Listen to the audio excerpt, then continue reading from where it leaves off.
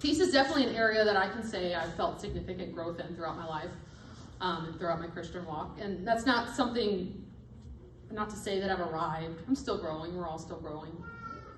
And what I'm about to say next, I don't say to boast in myself. All glories to God. But I do want to share something just because it's part of a testament of what God's done for me in my life.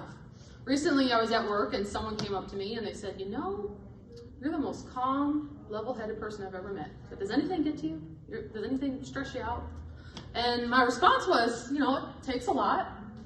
I've learned that getting worked up and getting anxious, getting frustrated really doesn't help me, doesn't help the situation, doesn't make it go away, so why let it steal my peace?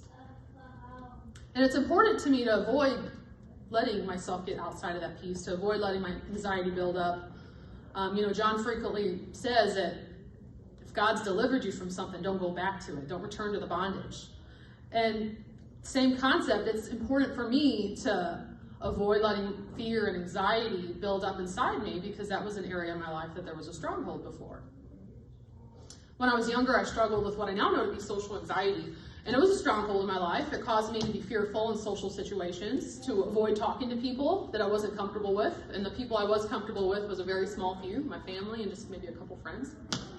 And outside of that, I find myself feeling anxious and scared when placed in a situation where I would need to have just a normal conversation with somebody. Not even in front of a crowd, just a one-on-one conversation. Simple communication was something big for me. There was fear that I would say something stupid, that it would come out wrong, that I would stumble over my words, that they would laugh at me or think I'm weird.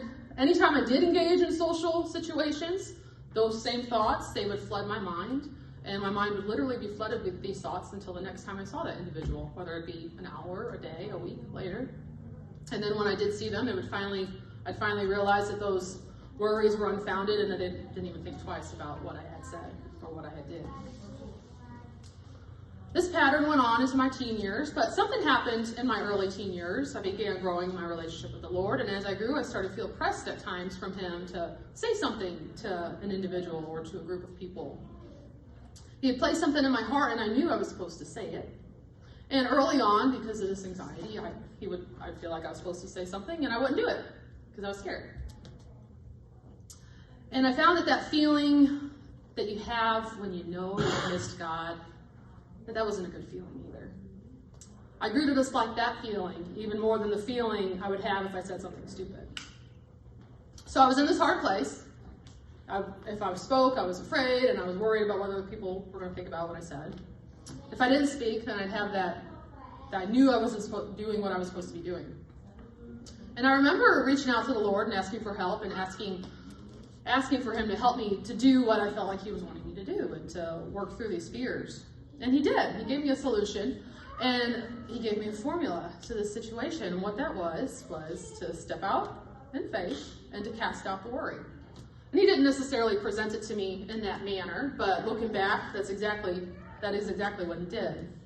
Each time I'd be in one of those situations, I'd feel that nudge to say this or say that, or to do this or do that.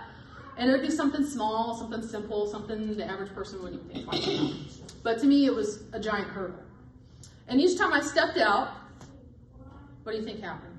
I'd still get those same thoughts. I'd step out and I'd still get those same thoughts. Oh, that didn't come out right. Oh, I should have said this. Oh, I shouldn't have said that. Oh, that was so stupid. But there's two parts to this solution He gave me. It was to step out in faith and cast out the worry. So I had to do both. So I would step out of faith, and when those thoughts would come, and they did, they came ferociously. When they would come, I would cast them out. And it'd almost be like I was having an argument inside my head, telling myself to shut up, don't think about it, don't worry about it, it doesn't matter. And I would have to do this all day long. But the more I stepped out and the more I cast out those fears and those anxieties, I found that each time I stepped out in faith, it got easier. And then each time I cast those thoughts out, the thoughts got fewer. Until I don't even think about it anymore. And I soon began enjoying stepping out in those situations that once terrified me. And I enjoyed the challenge. It was like I was shoving it in the enemy's face. Because I was. And I still am. Because the reason the enemy chose to attack me in that manner was because he wanted to keep me silent. He was afraid of the words that would come out of my mouth, of what God would speak through me. So he tried to fill me with fear to keep me silent. And that's one of the ways the enemy operates.